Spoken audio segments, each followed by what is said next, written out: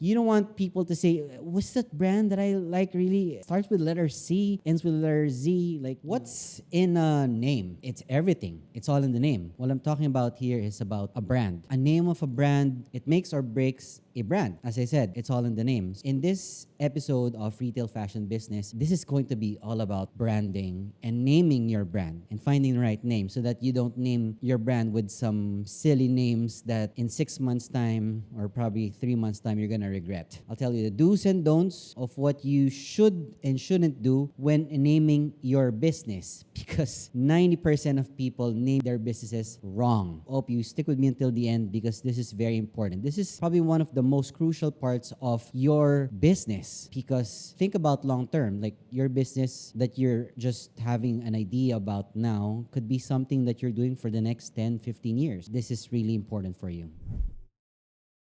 The question is, what's in a name? A strong, memorable name marks the beginning of a great brand. You know, you buy brands because of names. It lets your customer remember you easily while building a connection instantaneously. People buy a brand because they connect with the brand instantly. Your name and logos, they're very essential to creating your overall brand image. We have to make it count. I'm gonna give you ideas of how you can brand your business very well. If you're just starting out or you're not sure about your brand, let me help you. Just to explain first, what is a brand name? A brand name is what we call the label or what we call in retail, your identifier. It distinguishes yourself from other business. If you're, for example, a shoe manufacturer, you want to distinguish yourself as a shoe manufacturer. Or if you make clothes, you want to distinguish yourself as a clothing manufacturer. This is your label or what identifies you as a brand. The other thing that you need to know is what we call a trade name. What is a trade name? Trade name use is for business purposes. For example, your business name could be Retail Fashion Business, but your trade name could be Retail Fashion Business Incorporated or Limited or Corporation, something like that. It's something that is used for business, for like your business permit. You know, if you're working with the DTI or if you have corporation, you register it through SEC. And if you want to do a trademark, of course, you need the trade name as well. It's used for business purposes and also applicable if your business is incorporated in some sort of way. For example, if you want to go global, you need a trade name for that as well. Another name that you need to think about is your domain name because in the world today, a website is really important if you have a brand. And if you're really serious about your brand, think about getting your domain name part ready. If you don't have a website yet, think of a domain name first for your brand so that you can own it already. Because most likely, if your brand name is very common, there's a good chance that somebody owns it already. So for example, my brand would be Retail Fashion Business. Most likely someone already has that. So you think of something else like rfb.com or .fashion. You can go to websites like Namecheap or Google Domains or, you know, one of my companies is called Host Trident. If you go to hosttrident.com, you can search and try different names for your websites and it's available. You can check if it's available for you. So it's the name of your website. So that's the domain, not the website yet wherein you type in and you see something. It's still just the name. So you have the right to it. So it's something that you renew for 1 year, 2 years, 5 years, or 10 years. A domain name is cheap. For example, my name, AntonioAguirreJr.com cost me only $6 a year. So it's about 300 pesos a year for you to own it. It's like, you know, owning the rights to that website. I own also AntonioAguirreJr.net. I own that as well as a backup. Like for example, before with SoulSlam, I had soulslam.com and then I had soulslammanila.com. When they type in either, it goes directly to one website. But it's relatively cheap unless your website is really a highly searched website. Like for example, you want to do food.com. Someone owns that already for sure. And you know, using the word food and attaching it with something else is gonna make it expensive. Make your website as maximum only of about 14 characters. That's one thing I learned late is that you have to have your website 14 characters or less. The shorter your website is, the more valuable it gets. Nobody really uses www dot anymore. No, it's not counted. So for example, your name, for example, jardine.com. That's it. You're only counting the 7 letters. The .com is not included. Maybe we'll do another episode for that. To give you more tips on your brand name, I'll give you 4 tips with coming up with a brand name. This is something I like to do. Opt for a namesake brand and use your own name, perhaps. If you're, you know, the designer or the creative director of your brand, that's an idea. You can seek help also from brand name generators online. Like brand name generators online are very very helpful because it gives you ideas of words. And then you can find one word there and mix it with another. And I probably named over 100 brands through a brand name generator through a website. And our clients are really impressed by the names that we come up with just from a brand name generator online. That really helps. And it's free. And another one is listing keywords that pop into your head when thinking about your brand and try mixing combinations of those words. Like combining word A with word B or word A with word C, something like that. A combination. Try different combinations. There's no wrong names that you can create. Some might be funny, but some may be witty. Another thing is you can hire naming experts, aka me, and work with agencies in helping come up with a new name for your brand. And that's why that's one of the reasons a lot of big companies who create new brands come to me or agencies or my agency when it comes to naming a new product that they have or launching a new product. We help them with that, burden of coming up with a new name. And it's really hard to come up with a name. Sometimes I get mentally blocked for a long time just thinking of a name to name a new product. So it's hit and miss. But most of the time, if you use those 4 tips for coming up with a brand name that I gave you, it'll be easier for you. 4 things that you need to remember also with naming your business. And these are important. Number 1, your name is an important visible attribute because it will appear in all of your marketing materials. How I think is that whenever I create a clothing brand or I help someone with a clothing brand, I always think, how would it look like if it's just in a plain bold print on a shirt? Think of like a Supreme box logo shirt. If you type the word Supreme on a box logo, it's awesome, right? It's so simple yet very complex, right? You can do so much with it. So think of your name on a box logo and think if it looks great. So that's number 1. Number 2 is along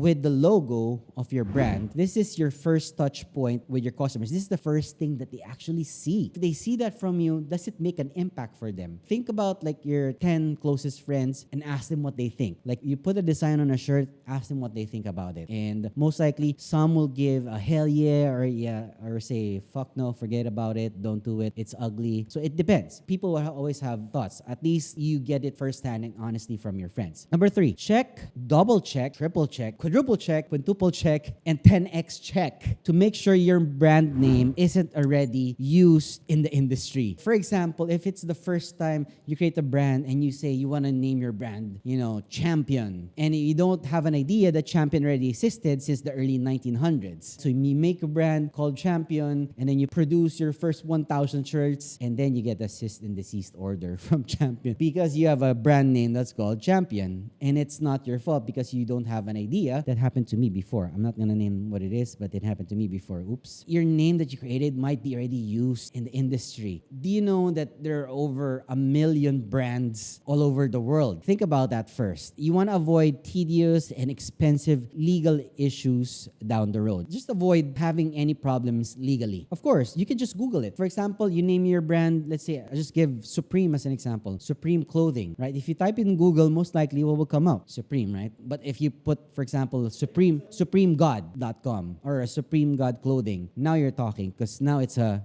different brand. Or you do Supremist. Try to see if it's a big brand already. Most likely it could be a small startup Facebook brand that tried out for probably 6 months and then it's gone already. It happens. One of my brands, Rilla Supply Company. That's why I had to add a supply company because there's already a brand called Rilla in the States. I think it's a CrossFit brand and mine is a streetwear brand. 2 different things. But then I had to add Rilla Supply Company and that itself is a new brand. So it's something that I had trademarked and it's already registered separately, globally. That's a way to name your brand. I mean, I could have just gone with Rilla, but then I would have legal issues down the road. Let's not go there. Always, even with small brands, always think the end game. If you have a small brand and say, I'm just trying to sell, 30 shirts, because they can sue you if they wanted to. Because if they're even a small brand and they're registered, they have a trademark, they have a duly registered trademark, you can't use the name. Someone owns it already. Regardless if they only sell 5 shirts a year, if it's registered and they see you selling it, you're done. You're gonna have legal problems all the way and they could sue you for a huge sum of money. I don't know, to the millions. There was a case wherein Jeremy Lin, when he came about with the New York Knicks and he became a sensation for the Knicks in around 2012, some already registered the name Linsanity. The name's Linsanity was already registered with one guy, and Nike had to pay that guy who owns that name, I think close to $500,000 just for the rights of that name, so that they will be able to use Linsanity as a registered name. And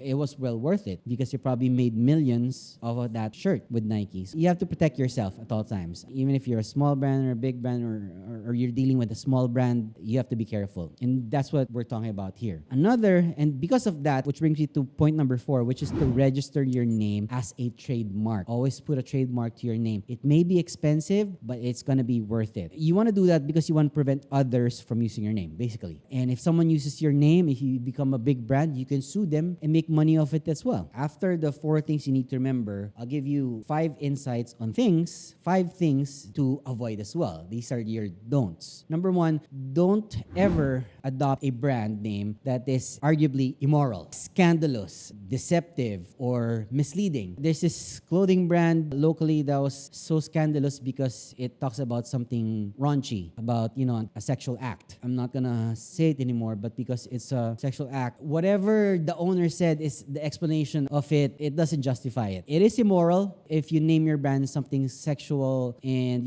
something disrespectful to men or women or, the third sex. Don't do it because, you're gonna get a lot of flack and you're gonna get a lot of negative notoriety for your brand. You don't want that kind of attention. Just avoid those types of things if you name your brand something very immoral, scandalous, or misleading. Just avoid it. The next thing I want you to remember is don't use words that are likely to become outdated or forgotten by thinking about the future of your brand. If, for example, I remember a brand name. Do you remember the song Gangnam Style? Who sang that song? Psy? It's around 2013, right? Someone approached me and said he's gonna create a clothing brand called Gangnam Style as a clothing brand. And I said, dude, don't do it. Because once the song is not a hit anymore, so does your brand. But he still did it anyway. And so after just a few months, he stopped production already. Don't use names that are gonna be outdated or just because you saw it on YouTube that it's the in thing right now. Don't do it because most likely it's not gonna be worth it. Don't do trendy names based out of trend. Let me know in the comment section, something trendy that you would name a brand and would die out in 6 months. I bet you have a lot of ideas for those. Third thing to remember is that remember to get written permission if you're using the name of a living person. For example, you want to use my name. Let's just use my name for example. For example, I'm a huge star. Just think about that. Like think of me like Kanye West levels. And you want to create a clothing brand based off my name. So we create a brand name called Antonio Aguirre Clothing. And if I see it and if you're making money off it, I'm going to sue you. So ask permission first and get a written permission from me that I'm allowing you to use it. Because most likely with me allowing you to use it, there's an attached royalty to that. And you have to know what royalties are. It's something that someone will make money off you just by using the namesake of your brand. If you have questions, leave it in the comment section. Next thing, number 4, for super duper very long names with strange wordings and unusual spellings or names that are hard to pronounce, think about it 10 times. Like hippopotamus clothing would be, very hard. Someone would name their clothing brand, for example, chrysanthemum. Is that your favorite flower? Okay, no, rose is my favorite flower. I can spell chrysanthemum. Did I pronounce it right? You know what I'm trying to say here? Don't create names that are hard to remember. Like, you don't want people to say, what's that brand that I like really? It starts with letter C, ends with letter Z. Like, if you're gonna name your brand Schwarzenegger, if you're gonna use Arnold Schwarzenegger's name, and then you're gonna Schwarzenegger, you'd end up with what? Give me an easy name. No, you'll end up with Bruce Lee. Okay, and then you have to ask Bruce Lee for permission because remember, number 3 point, don't use those super long names with super strange wordings. Don't use foreign names because most likely it could be, because there are names that are foreign and to another country it sounds bad. There could be a local word that you say and then to another country it's a bad word. There's so many cases like those, right? And it comes out funny, but then your brand is serious. That's not your intention, so it's really bad. And last point of not to do is if you plan on expanding to foreign markets, check to ensure, like what I said, that your brand name doesn't talk about anything inappropriate or to your target market and it's something that's easy to comprehend. So don't do brand names that are going to be very inappropriate to another country. As I said, if it's a word used here that's good. I recently had a problem because I commented on this restaurant's name on Facebook somewhere. It's a ramen restaurant and they use a very derogatory name. They use the N-word. They use the N-word with the Z at the end and then ramen. So use the N-word, something ramen. I don't want to name it. But then, and I found it really funny and said, this is the most disrespect. I made a comment that said, this is probably the most disrespectful ramen you'll ever eat. And I found it really funny. But then they came to their defense saying that it's the name of their child, which is for me much worse. You name your kid that name, the N word, and then you're a Filipino. You don't want to be called, there's so many bad names that foreigners call us Filipinos, and you don't want to use that to another. Regardless, be careful with those names. Be sensitive about it. Now, let's talk for a second about the pros and cons of using your own name. Like, for example, if I'm going to use my own name as a brand, which I will. So the pros is, of course, it's going to be unique because you're the only one with it, unless your name is Juan de la Cruz or John Doe. Good luck with that. Don't use it. It's unique. Your name is unique. People remember it and won't confuse it with any other brand. For sure. It grows also with your reputation. If you have a good reputation online and to people, the brand grows with it as well. It just makes sense. And the success of your brand name is directly linked to you. And so your reputation and fame can follow with it, even if your career changes. So that's very important. That's the reason why, I have to be careful with putting in my name, whatever it is that I'm selling. And next thing is, it connects to personal success. People can relate to your brand easily if you or your business gains instant popularity as your brand is closely related to you. That's the reason why the Kardashians named their brand something closer to the products that they have, because you attach your name to it, like a makeup or a clothing brand, people will buy it. For example, the clothing brand Kendall and Kylie is a huge clothing brand globally, and it's here also in the Philippines. It's a huge clothing brand. Just because, Kendall and Kylie without saying the last name, it's already the brand by itself. Just a few cons with using your name. It's kind of tricky to remember. If you have a very difficult, for example, last name, if your last name happens to be Schwarzenegger, it's going to be tricky to remember or spell out. Or imagine going to the website of Arnold Schwarzenegger and you don't know how to actually spell it unless Google tells you to complete it, right? If your name is long, hard to spell, or hard to pronounce, or just too ordinary, John Doe, customers might have a hard time remembering your brand name. Think about it as well. Another thing is that it makes it personal. So your brand's failure could be directly linked to you. So for example, my brand name, Antonio Aguirre Clothing, if it fails, it's connected to me. And it's a bad look too. So if your brand gets negative press also, for example, there's a scandal related to your name, so goes to your brand as well. That's why a lot of people take care of their name because, when something happens or shit hits the fan, it's something connected to them. It will be associated with you personally for sure. And lastly, you have the risk of losing control of your brand. So once your name is registered as a trademark, dude, you cannot use your name anymore. How sad is that? If, for example, what's the shoe brand? Steve Madden? Steve Madden is a real person, right? Remember in Wolf of Wall Street? That name is something you cannot sell anymore or use easy because, it's publicly listed. So it does not belong to, imagine this, your name does not belong to you anymore. You might not be able to use your name as a personal branding any longer if the ownership changes. That's going to be so sad. Yeah, Marc Jacobs, Tom Ford, Tommy Hilfiger. And that's why they still have to retain ownership of it. I watched the movie recently, House of Gucci, and the story of the Gucci family. And to this day, since 1995, no members of the original Gucci family own a piece of Gucci. None. Zero. Since 1995, when a Middle Eastern company bought majority of the stocks, the shares of the company. You should watch that. It's a great movie where Lady Gaga is there and Adam Driver, one of my favorite actors. That's it with regard to naming your brand. I have a question for you. What do you think would you name your brand if you had a clothing brand? Now, let me know.